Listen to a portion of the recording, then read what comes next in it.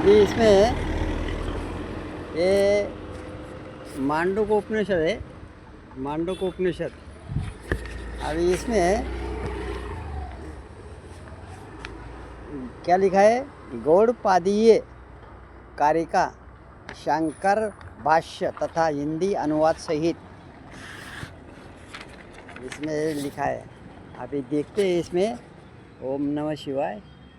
इसमें पाना नंबर, हमारा तो ख्याल है कि पाना नंबर 49 है कि क्या मालूम।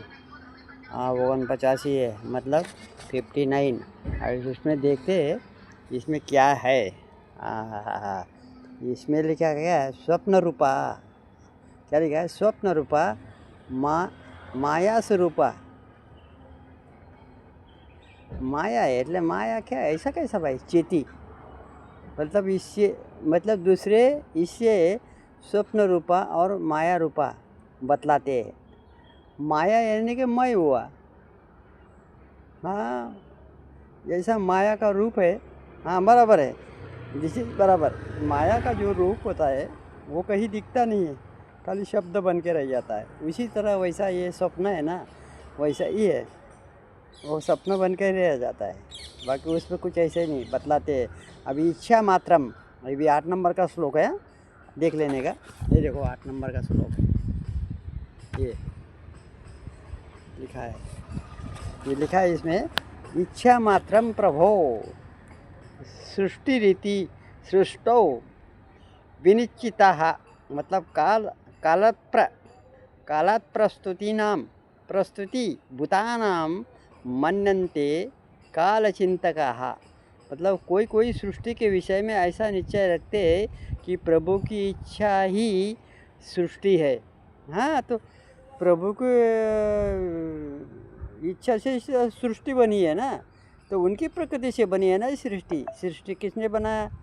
बोले भगवान की प्रकृति से। प्रकृति એટલે माया। हाँ, वो माया जोड़ दिए ना उसमें। मेरा खेत, ये मेरा शब्द जो आया, माया। माया दिखती नहीं लेकिन है, मतलब माया जो बोलते हैं वो है, दिखती नहीं लेकिन है। वो क्या है?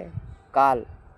क्योंकि पृथ्वी जो सृष्टि जो बनी है उसमें भी परिवर्तन होता है। सृष्टि में भी खड्डा खोदते हैं, उजाड़ देते हैं, कहीं पुल बनता है तो कहीं डैम बनता है, ये सब तो होता है ना, बदलाव उसमें भी होता है, फेर बदल होता है, बराबर। तथा काल के विषय में विचार करने वाले ज्योतिषी लोग काल से ही जीवों की उत्पत्ति मानते हैं। काल यानी संप्रत काल, और शिव महाकाल। शिव कैसे है? महाकाल। ज्योतिष के लोग क्या बोलते हैं? काल यानी कि जो समय जो है वो काल है, काल। और भगवान शिव महाकाल, क्योंकि परिवर्तन होता है ना, वही तो काल है। परिवर्तन नहीं होगा तो काल कैसा होगा? काल ही करता है जीवों की उत्पत्ति। प्रकृति उनकी है। ये शरीर में भी जो है ना, प्रकृति अपने आप नहीं चलती, वो उससे चलती है। जब चलता है तब ये आत्मा जो है, जो शिव है, वो उसमें अंदर शरीर में बैठे हैं। ऐसा मत समझने का क्योंकि बताने वाले बताते हैं एक पत्ता भी नहीं हिल सकता परमात्मा बिगड़, तो पत्ता कैसा हिलेगा? तो देखने वाला ही वही होता है। तो आँखों को देखने वाला कोई नहीं होता है। आँखों से देखा जाता है, आँखों से देखते हैं, लेकिन आँख को कौन देखता है? बताइए। यही तो है मुक्त की परिभाषा, बराबर। ये 8 नंबर का था। अब ये इच्छा मात्रम, अभी संस्कृत इच्छा मात्रम प्रभो सत्य संकल्पत्वा सृष्टि ही क्या लिखा है इसमें? संकल्पत्वा सृष्टि घटादि संकल्पनामात्रम। संकल्पनामात्रम मतलब संकल्प जो नाम है न, संकल्पना तिरिक्तम कालदेव म्हणजे कालदेव सृष्टि रीति केचित, म्हणजे भगवान सत्य संकल्प है, बराबर है, ये तो सही है। अतः घटादि की सृष्टि प्रभु का संकल्प मात्र है, उनके संकल्प में भिन्न नहीं है, क्योंकि उनके संकल्प में कोई भिन्न नहीं है। तथा कोई सृष्टि काल ही से हुई है। ऐसा कैसा भाई? भिन्न नहीं है तथा कोई कोई सृष्टि दो थोड़ी एक ही है ना, दो दो क्यों लिखा भाई? गड़बड़ हो गया, गलती हो गई, लिखने वाले की गलती होगी। उनके संकल्प से भिन्न नहीं है तथा कोई कोई सृष्टि काल ही से हुई है, म्हणजे काल से ही हुई है। हाँ मतलब बराबर है, हाँ सॉरी, हाँ काल मतलब दो बताया है, कोई कोई मतलब जो सृष्टि जो बनी थी तीन गुणों से, प्रकृति से जो सृष्टि बनी थी वही प्रकृति से ये शरीर भी चलता है। एक सृष्टि वो जो पृथ्वी की सृष्टि वो अभी चलाने वाले अंदर ही बैठे हैं, इसलिए वो सृष्टि और उसी सृष्टि से मनुष्य पुतला बना मट्टी का, उसी मट्टी का उसी से ये सृष्टि, दोनों की सृष्टि एक ही चलाता है, बराबर। वहाँ कोई आत्मा नहीं है, आत्मा तुम बने हो, तुम शिव हो, शिव तुम हो, ऐसा ऐसा कहते हैं, बराबर है। अभी भोगार्थ सृष्टि क्या लिखा है? भोगार्थ सृष्टि क्या लिखा है? सृष्टि रित्यन्य क्रीडार्थ मिति चापरे देवशैष्य स्वभावो यमाप्त क्या लिखा है? यमाप्त कामस्य का स्पृह, म्हणजे कुछ लोग सृष्टि के भोग के लिए ऐसा मानते हैं, भोग बराबर है हाँ, सृष्टि से बना है ना ये, वही सृष्टि से शरीर बना है, भोग मानते हैं, बराबर, ये सही लिखा है।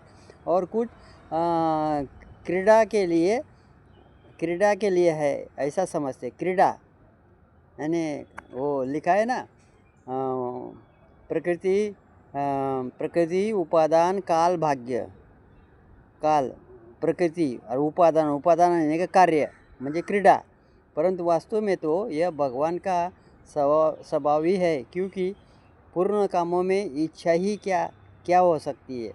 म्हणजे भोगार्थ क्रीडार्थ मिति चान्ये सृष्टि मन्यन्ते अनयो परक्ष यर्दूषणम देवस्य स्वभावो यमिति देवस्य स्वभाव पक्षमाश्रित्य सर्वोषां वा पक्षानामात्म हाँ प्रक्षा